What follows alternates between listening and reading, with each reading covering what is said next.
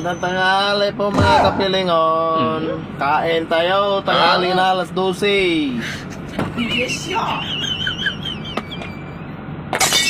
Yan, putik yung ulam ko.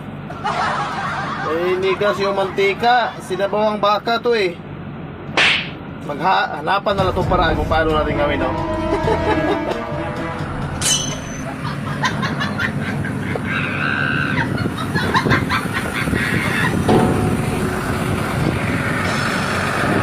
Yan, dali natin sa exhaust.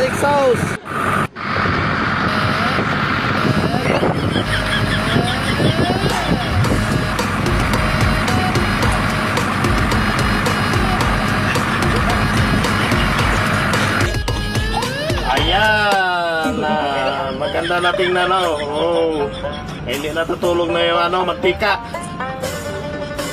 Madali lang magpainit, dali na doon sa exhaust.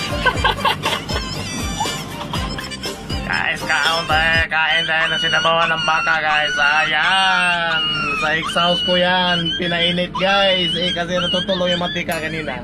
Ngayon, okay na, no? Oh, yan lang ulam ko. Kawawa si Pilingon ngayon.